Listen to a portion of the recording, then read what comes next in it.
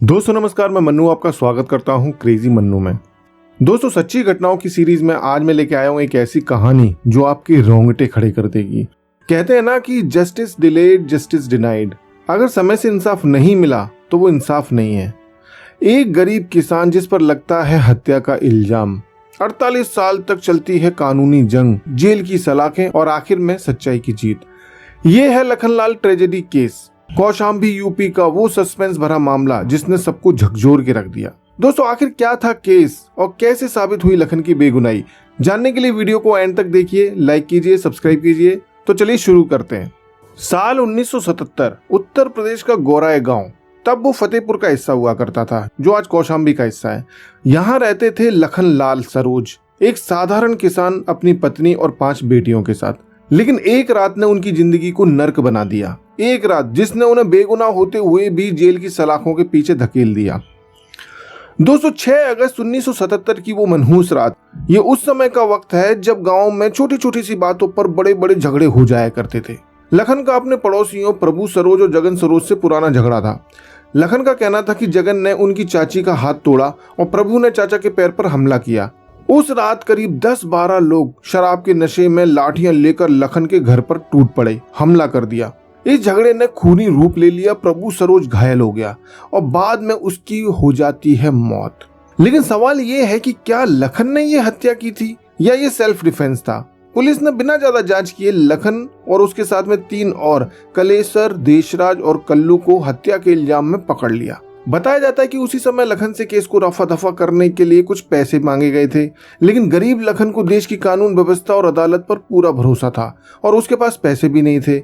अब उसे इंसाफ तो मिला, लेकिन 48 साल बाद। तो क्या ये इंसाफ कहा जाएगा? खैर 1977 से लेकर 1982 तक ये केस प्रयागराज सेशंस कोर्ट में चला। अब लखनलाल अनपढ़ थे, पैसा था नहीं, ना अच्छा वकील था, तो 1982 में कोर्ट ने उन्हें और तीनों को हत्या का दोषी ठहराया और उम्र कैद की सजा सुना दी। लखन को नैनी जेल भेज दिया गया। वो चीखते रहे कि मैं बेगुनाह हूँ, लेकिन उनकी किसी ने नहीं सुनी। गरीब की कौन सुनता है। दोस्तों 1982 में सजा के बाद लखन को जमानत मिली, लेकिन अनपढ़ होने के कारण वो कोर्ट की तारीखें भूल जाते, उसकी इंपॉर्टेंस भूल जाते। वो अपनी बेटियों के घरों में बारी बारी रहते रहे और इधर पुलिस ने उन्हें फरार घोषित कर दिया। 2014 में पुलिस ने उनके दामाद राजेंद्र को पकड़ा, जिसके बाद लखन ने 2015 में सरेंडर किया। फिर उन्हें मंजनपुर जेल कौशाम्बी में डाल दिया गया। इसी बीच उनकी पत्नी की मौत हो चुकी थी और उनका परिवार बिखर गया था। दोस्तों लखन की 5 बेटियों ने हार नहीं मानी। उन्होंने सुप्रीम कोर्ट, मुख्यमंत्री, हर जगह गुहार लगाई। 2024 में डीएलएसए की सचिव पूर्णिमा प्रांजल और वकील अंकित मौर्य ने केस उठाया। उन्होंने मुख्यमंत्री को शिकायत की।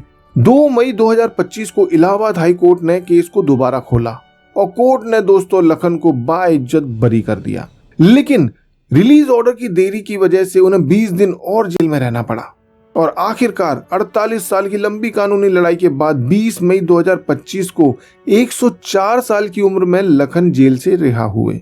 लेकिन दोस्तों सवाल यह है, लखन की बेगुनाही कैसे साबित हुई?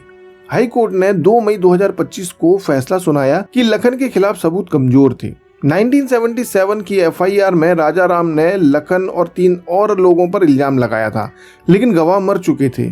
कोर्ट ने पाया कि पुलिस की जांच में कुछ गड़बड़ियां थी और आत्मरक्षा के अधिकार को बिल्कुल नजरअंदाज कर दिया गया था। लखन ने कहा, हमले वालों ने मेरे घर पर धावा बोला, मैंने सिर्फ बचाव किया। कोर्ट ने माना कि प्रोसिक्यूशन लखन की हत्या में भूमिका साबित नहीं कर पाया। लखन ने बताया कि देशराज और प्रभु की पुरानी दुश्मनी थी। प्रभु की गाय देशराज के खेत में नुकसान करती थी। कुछ का मानना है कि झड़प में देशराज ने प्रभु पर हमला किया, लेकिन देशराज को भी इस केस में बरी कर दिया गया था और अब वो बिस्तर पर है। लखन के सह आरोपी कलेसर और कल्लू की काफी समय पहले मौत हो चुकी है। दोस्तों भले ही लखन ने पूरे 48 साल जेल में नहीं बिताए, लेकिन 1977 से 1982 तक 5 साल और 2015 से 2025 तक 10 साल, यानी कि कुल 15 साल जेल में बिताना कम नहीं होते। बाकी समय वो जमानत पर थे या फरार माने गए, लेकिन उनकी जिंदगी के 48 साल डर के साए, कोर्ट कचहरी, जेल और सामाजिक तानों में बीती, जो किसी टॉर्चर से कम नहीं है। उनकी पत्नी मर गई और वो कुछ रिश्तेदारों को पहचान भी नहीं पाए। क्या ये सब किसी बेगुनाह के लिए सजा से कम है? दोस्तों पिछले महीने रिहा होने के बाद लखन अब अपनी बेटी के घर रह रहे हैं। लखन की कहानी हिम्मत और इंसाफ की है। उनकी बेटियों ने 48 साल तक लड़ाई लड़ी। ये हमें सिखाता है कि न्याय में देरी होना अन्याय से कम नहीं है। ये केस हमारी न्याय व्यवस्था पर बहुत बड़ा सवाल खड़ा करता है। पता नहीं कितने और लखन जेलों में इंसाफ का इंतजार कर रहे हैं। तो दोस्तों, ये थी लखनलाल ट्रेजेडी की दुख भरी सच्ची कहानी। क्या लखन को उनके खोए 48 साल वापस मिल सकते हैं? क्या हमारी कोर्ट्स में बदलाव होने चाहिए? अपनी राय कमेंट बॉक्स में जरूर लिखिए।